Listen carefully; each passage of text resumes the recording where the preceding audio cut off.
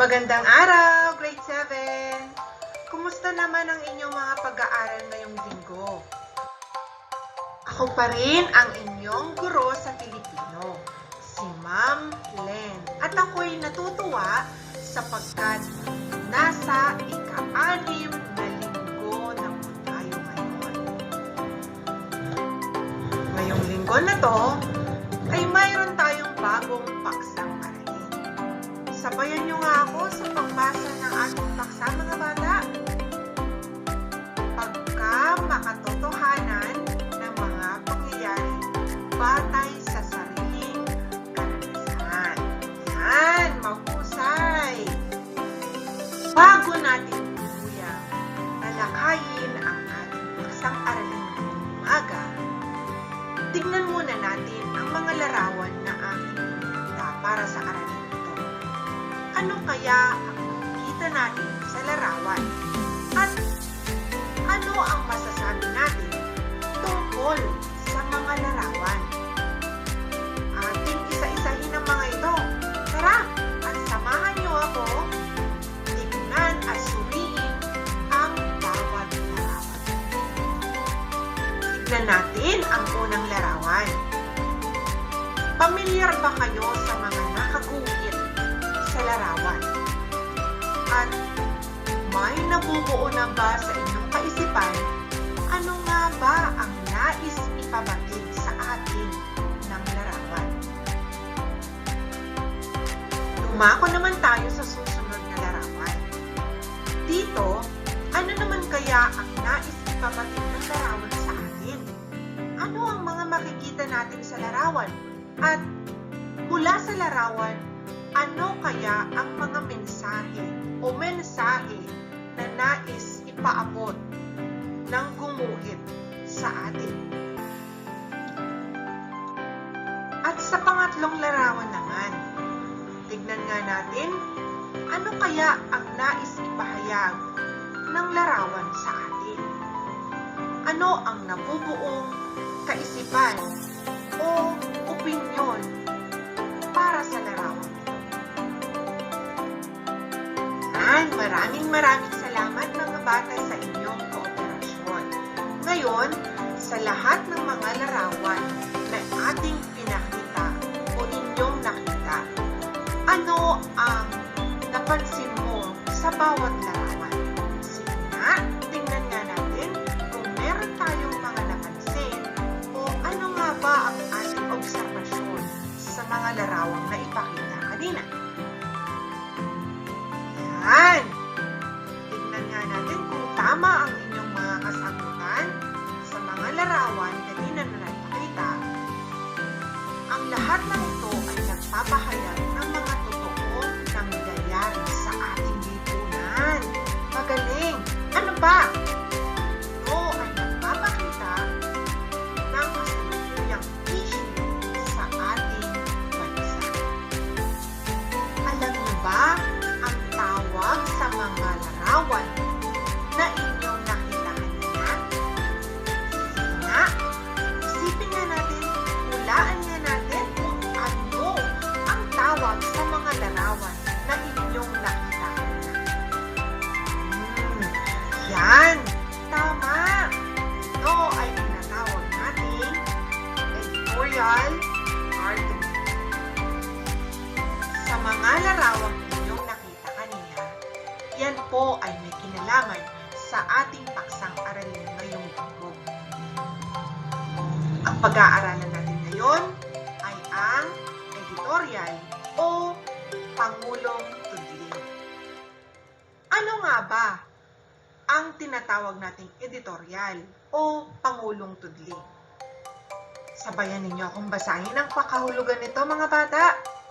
Ito ay isang mapanuring pagpapakahulugan ng kahalagahan ng isang napapanahong issue o pangyayari upang magbigay ng kaalaman, makapagpaniwala, at makalibang sa mga mambabasa.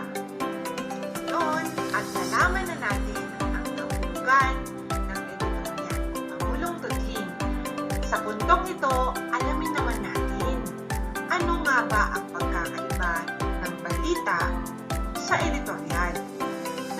pagkakaiba kaya o wala? Alamin natin. Unahin natin ang balita. Ang balita ay batay sa mga napapanahong pangyayari.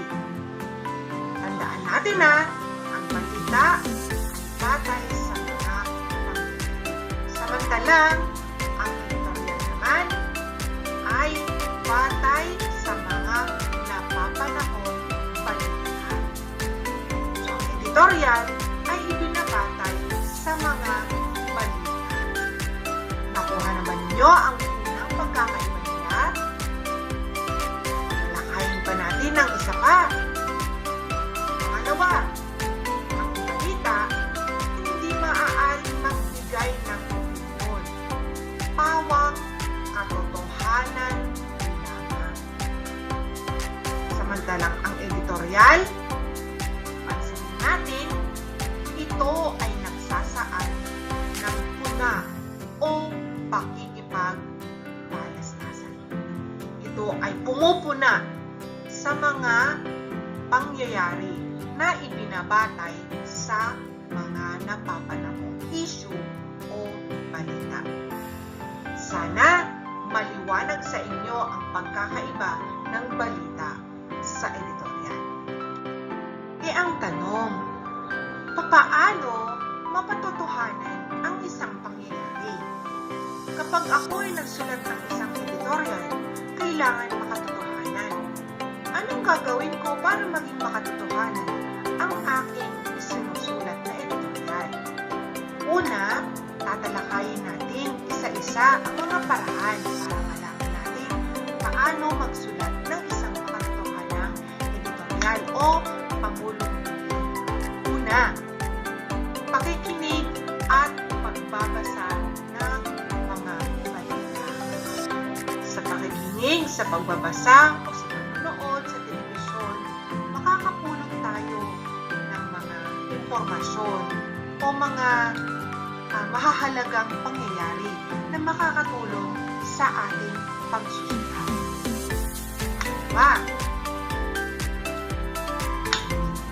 Batay sa sariling karanasan. Maaari din natin gamitin ang mga sarili natin, mga personal na mga karanasan tungkol sa ating paksa upang mas makatotohanan. Ngayon, pangatlo, tamang obserbasyon at pananaliksik. Maging mapagmasid sa ating kapaligiran at maaari tayong makakuha ng mga datos o impormasyon sa pamamagitan ng pananaliksik na ating sinasagot. Mahalaga ring malaman natin ang mga bahagi ng editorial para makatulong sa ating pagsusulat upang malaman natin kung paano simulan at paano wakasan ang ating editorial. So, alamin natin ano nga ba ang mga bahagi ng isang editorial. Una ay ang panimula. Ang panimula ay bumabanggit sa isyong tatalakayin. Ito ay karaniwang napapanahon o kalagayan sa lipunan. Gaya ng sinabi at natalakay na natin kanina, napapanahong issue o yung sinasabing mainit-init pa ng mga pangyayari o issue. Yan sa unang bahagi. Kasi kailangan sa panimula pa lamang ay dapat nakakapukaw na ng atensyon upang maakit natin ang ating mga magbabasa. Pangalawang bahagi, ito ay katawan. Ang katawan ay nagpapahayag ng turo-turo o opinyon. Nagpahayagan sa pamamagitan ng pagpapaliwanag o paglalahad ng issue. Dito na natin ilalahad ang ating mga nakalap na impormasyon, nakalap na mga datos sa ating mga pinagkuhanan o mga sanggunian na natalakay na natin kanina. So dito natin ilalahad lahat ng mga impormasyon upang mapatotohanan ang ating paksa. At ang panghuling bahagi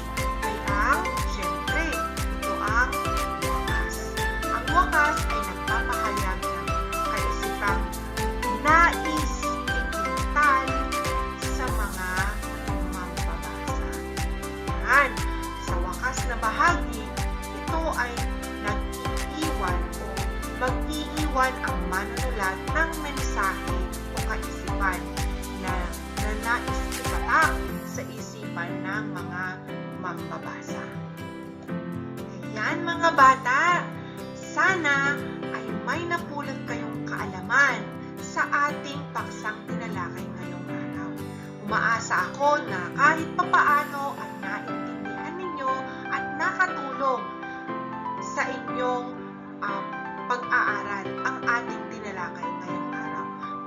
Maraming salamat sa inyong pakikinig. Hanggang sa muli.